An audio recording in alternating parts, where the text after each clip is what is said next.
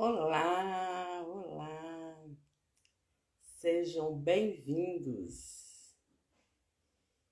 E hoje nós vamos trabalhar com alguns pressupostos da PNL, tá legal? Eu vou ensinar hoje para vocês, além dos pressupostos, deixa eu só mudar esse filtro aqui que eu fiquei toda brilhante. Um minuto, gosto desse. Então, pessoal, eu vou trabalhar dois pressupostos com vocês, bem rapidinho, simples e práticos, que você já vai aplicar na sua vida agora, junto comigo, e vou trabalhar também estratégia de pessoas esbeltas, aí para quem tem compulsão por comida, por algum alimento, tá legal? Então, eu quero dizer primeiro que muitas pessoas não sabem o que é programação neurolinguística. Vou explicar isso agora, né? Então, PNL é um conjunto de ferramentas, foi desenvolvida por um americano chamado Milton Erickson. Milton Erickson morreu na década dos anos de 1970, em Fênix. Ele desenvolvia já alguns, que nós chamamos hoje fundamentos, pressupostos da PNL. Ele não publicou livro, nós temos um único relato das suas experiências num livro que foi publicado pós-morte do Milton Erickson, chamado Minha Voz Irá Contigo. Mas dois discípulos do Milton Erickson, que todo mundo conhece, que são os pioneiros da PNL, John Grinder, um linguista do Canadá, e o Richard Bandler, entendido em informática, programação de computadores, desenvolveram a PNL. Então, programação neurolinguística é como nós podemos programar a nossa vida para a gente conseguir resultados palpáveis, resultados concretos e ser uma pessoa mais realizada, tá bom? Hoje eu vou falar para vocês de sistemas representacionais.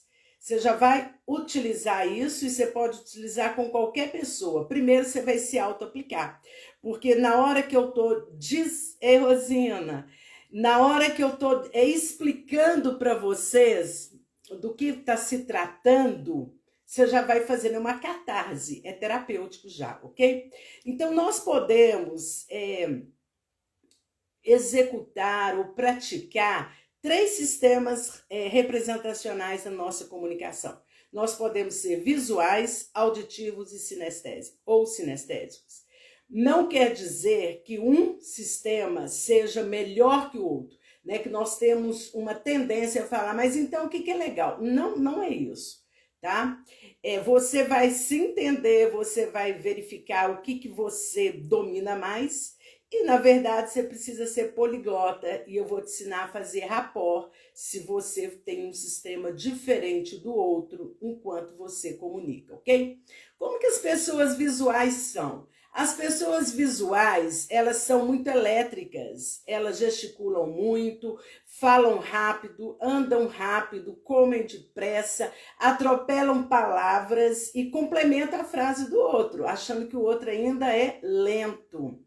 A pessoa visual, quando ela conversa com alguém, ela tende a estar com uma respiração daqui para cima, né, uma respiração ofegante, os olhos voltados para cima e tá como se estivesse dançando, né? O visual é aquela pessoa que gesticula muito. Então imagina 2 visuais conversando, eles ficam dançando. E os gestos são todos para cima, ok? Isso é o visual. Um outro detalhe muito importante do visual, ele gosta de combinar cores, ele gosta das coisas organizadas nos lugares. E a memória é gráfica. Para o visual guardar alguma coisa, ele precisa ler e escrever, fazer resumos, né? Literalmente escrever para que ele possa guardar, ok? Esse é o perfil do visual. Agora vamos para o perfil do auditivo.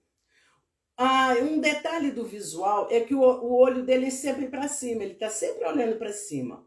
o olho do auditivo é na altura do ouvido, o auditivo fala mais baixo que o visual, respiração mais tranquila, a voz dele, do auditivo, também é mais tranquila.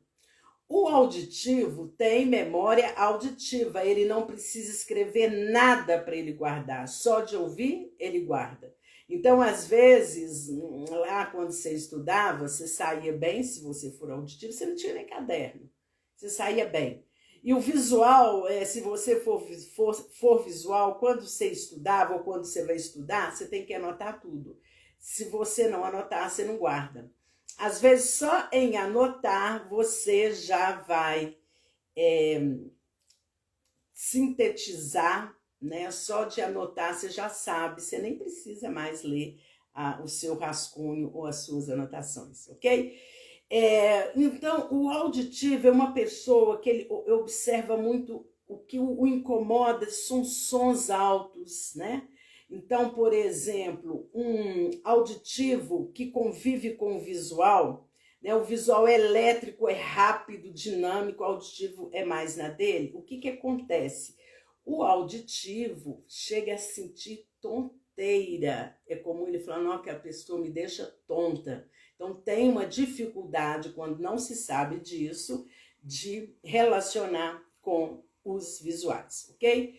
Então, a característica do auditivo é essa, os olhos na direção do ouvido, ele ouve mais do que vê, né? Porque o sistema dele é voltado para a audição, voz mais baixa. Agora vamos para o sinestésico. Quem é sinestésico é uma pessoa que comunica através do tato, ela gosta de pegar, ela gosta de abraçar. Então, os sinestésicos nessa pandemia estão sofrendo muito porque não podem abraçar, né? Visual nem liga muito para isso não, visual quer ver, sinestésico quer pegar. O olhar do sinestésico, ele é para baixo, mais ou menos assim, posição de mãos no bolso.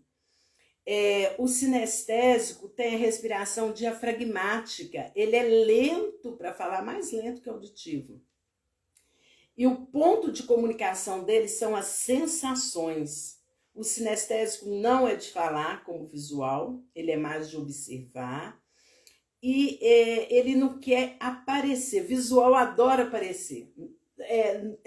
Tanto é que um sinestésico que convive com o visual, ele acha que o visual quer aparecer. Por exemplo, numa festa, o sinestésico escolhe aquele lugar bem reservado, lá no cantinho, uma mesa discreta, o visual já chega, a roupa dele já diz, cheguei, e ele já grita para todo mundo, eu estou aqui. Auditivo e sinestésico acham os visuais muito aparecidos. Eles são mesmo, mas é uma tendência deles, né? O sinestésico, então, o olhar dele é para baixo, ele é sensação. Então, às vezes, um visual convivendo com o sinestésico, ele diz o seguinte, olhe para mim quando eu estou falando. O sinestésico não consegue olhar nos olhos, ele olha mais para baixo. Isso não quer dizer que o sinestésico não esteja sendo verdadeiro.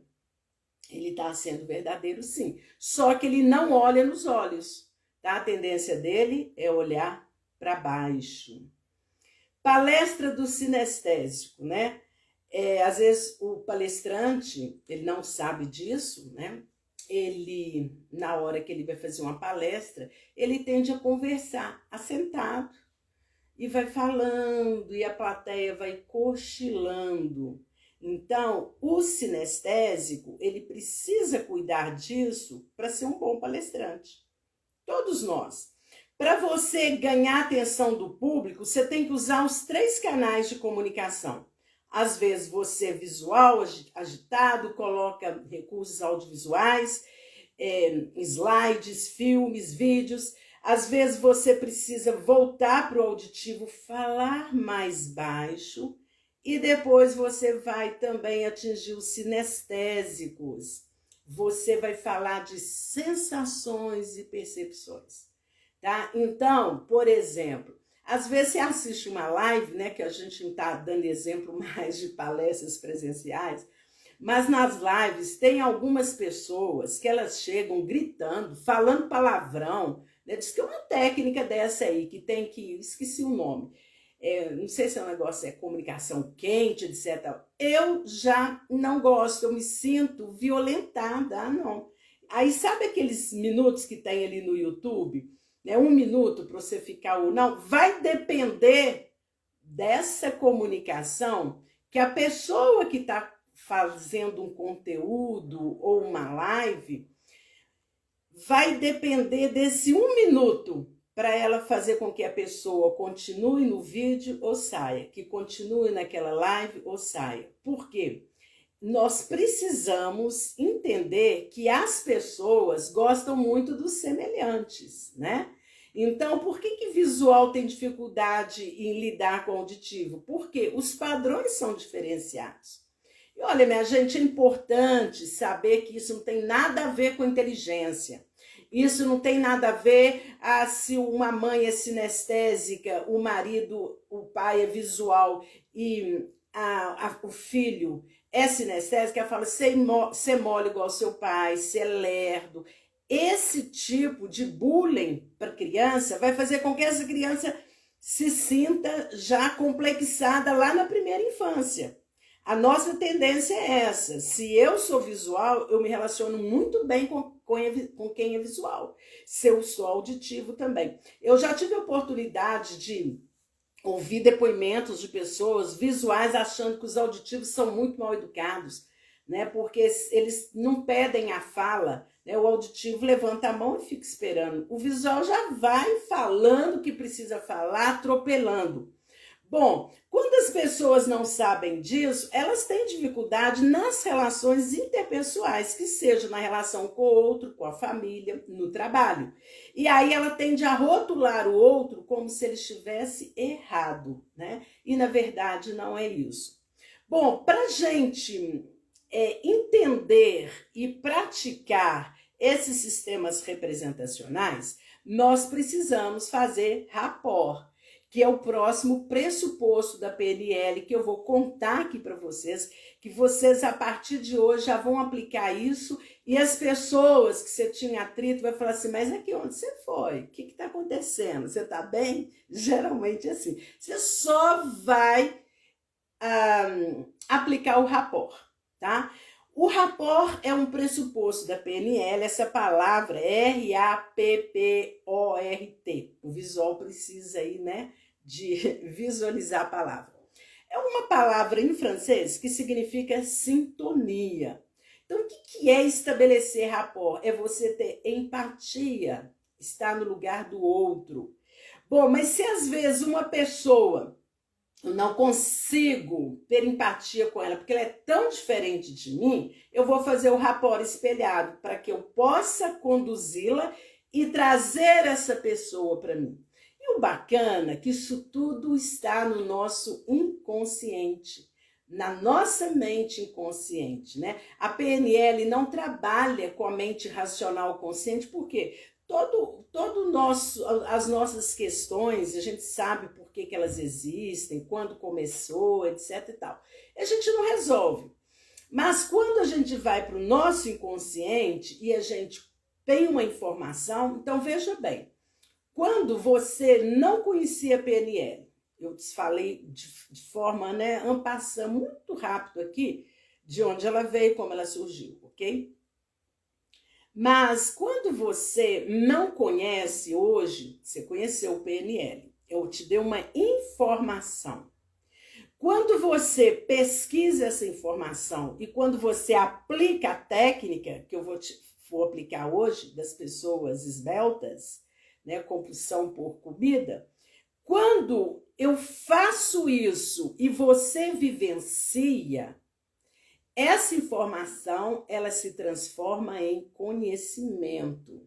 Então, nós só mudamos alguma atitude, algum comportamento, quando nós assimilamos, vivenciamos essa informação e a transformamos em conhecimento. Aí a gente sai aplicando isso para todo mundo. E pode aplicar. Né? A minha proposta é justamente essa, que você seja um multiplicador para melhorar a sua vida, melhorar suas relações interpessoais, mas primeiro a relação intrapessoal, né? Você com você mesmo, se conhecendo, vendo, né, o que eu posso fazer de diferente quando eu estou com outro, né? Mas primeiro comigo. Que a nossa tendência não é assim, da gente querer consertar o mundo e consertar o outro, mas a gente precisa primeiro interpretar e ver isso, né? E passar por essa experiência, tá? Então, isso que é rapport. Bom, como que se eu sou muito visual, como é que eu vou fazer o rapport com uma pessoa auditiva? Aí eu já tomei consciência. Você vai fazer isso automaticamente, tá? Porque você que chegou aqui um pouco antes, quem não chegou, vou deixar essa aula aqui no feed, porque eu adoro dar aula, né? Professora adora dar aula. Eu vou deixar no feed para você ver. Então, você já determinou aí para você já identificou, determinou não, você se identificou sendo visual, auditivo, sinestésico, ok?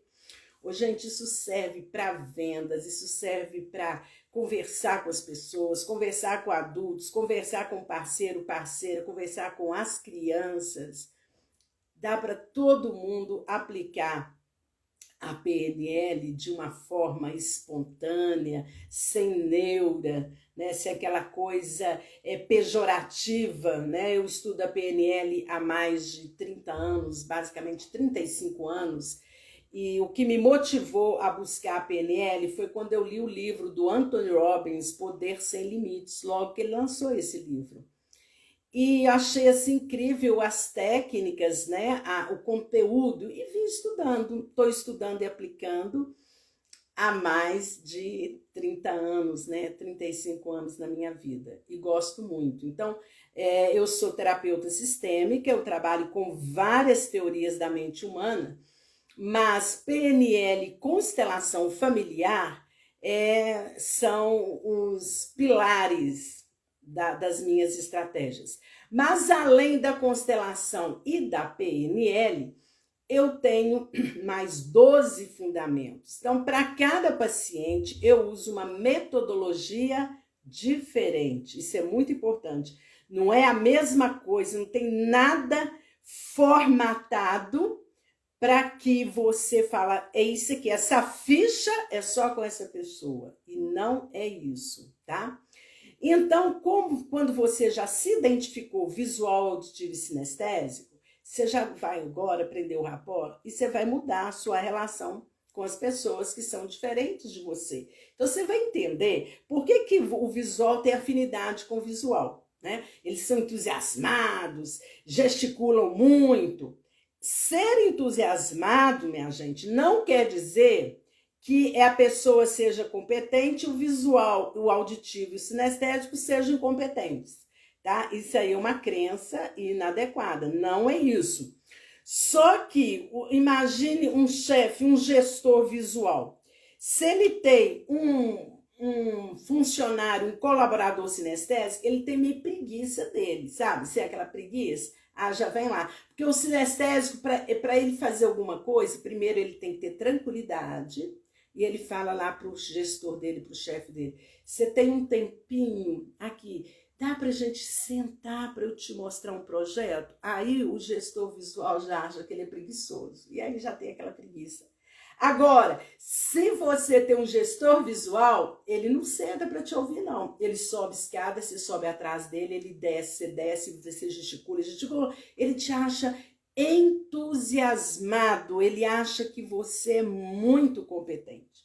Isso é rapport. Só que até hoje você fazia o rapport de forma inconsciente. E a partir de hoje você vai ter consciência disso, vai fazer o rapport e suas relações vão melhorar. Se você é vendedor, você vai vender tudo, até avião caindo, aplicando um bom rapport com as pessoas, ok? Então, rapport é você ter empatia, né? Perceber o outro do jeito que ele é. Você não vai copiar, né? Que você vai ser uma sombra da pessoa, mudar a sua personalidade. Você faz isso de forma sutil. Por exemplo, se vocês estão num barzinho, assentados, chega uma pessoa e fica de pé. A tendência é que você peça para essa pessoa se assentar. Se ela fala, não, aqui mesmo tá bom, você fica incomodado. Quando ela se assenta, você aplicou ali, houve ali um rapport de gesto, de postura. Então, a conversa, o papo flui melhor. Isso é rapport. Então, você pode, por exemplo, a pessoa conversa com você, ela está de braços cruzados, cruza as pernas, observe o olhar dela. Se ela está olhando para baixo é porque ela é sinestésica, não force ela olhar para você, não. Respeita isso nela. Observe o olhar, se for aqui na altura do ouvido, ela é auditiva, ela vai falar mais baixo. E se você é visual, você vai fazer um rapport e entrar nesta sinergia da pessoa que está conversando com você. Aí você consegue conversar com todo mundo, né? E às vezes a gente está conversando, você nem olha o outro. Ele pode estar olhando para você, mas ele não está te vendo, ele está com o olhar perdido. Você continua a conversar, né? E auditivo, quando fala com o visual, assim, lá no trabalho, né? Ou conversando com alguém, diz assim para o visual. O visual chega, e aí, tudo bem? Tudo bem. O auditivo fala para ele, olha, eu não tô bem hoje não, sabe? Eu tive uma noite muito agitada, ou alguém na minha família tá passando mal. Antes dele terminar de falar, o visual fala, mas isso aí não é nada perante a minha vida, sabe por quê? Lá em casa tá isso, tá aquilo. Aí o visual começa a falar do problema dele, que é maior do que o auditivo, e o auditivo fica só ouvindo. Porque o auditivo é um ótimo confidente, ele é um ótimo ouvinte, tá? E o visual precisa treinar isso. Minha gente, tudo que a gente quiser fazer, nós podemos fazer. Da nossa capacidade mental, as pessoas que mais trabalharam desenvolveram até hoje 5%. Tem 95% de descobertas que nós podemos fazer através do nosso desenvolvimento pessoal. Tá? Então, quando você entende uma teoria, essa teoria está linkada com seus valores, com suas regras de vida, ou seja, fez sentido para você, você dá conta de aplicar. Em qualquer pessoa, de qualquer forma, você dá conta de fazer isso. Então, você pode estabelecer o rapport usando uma linguagem não verbal, esse exemplo que eu dei, né, do barzinho, as pessoas sentadas, ou de cruzar os braços, você cruza as pernas. Você pode, lembra do exemplo que eu acabei de falar, a pessoa diz assim, o auditivo fala para o visual, não tive uma boa noite de sono, como que o visual vai estabelecer o rapport com ele? É o rapport verbal. Vai dizer assim, realmente eu tô achando que você tá um pouco abatido. Você quer me falar sobre o que aconteceu? Pronto, o auditivo vai se sentir bem, vai se sentir valorizado. Eu posso fazer rapport através de gestos também, né? Quando eu tô conversando com alguém e ela tá concordando comigo, ou se eu tô dando uma palestra, ela faz assim, ela tá concordando. Tá? Isso aí é o rapport não verbal. Também é muito importante. Uma frase, né? Repetir uma frase. Olha, o dia hoje, ou esse meu trabalho é péssimo. Então você fala, o seu trabalho é péssimo, mas não tem situações boas, né? Ou, mas, quem sabe não tem uma outra forma de você ver isso. O mas é uma expressão ótima para nós estabelecermos rapport, mas você tem que ter cuidado, tá? Porque se eu disser para você, Maria é preguiçosa, mas é inteligente,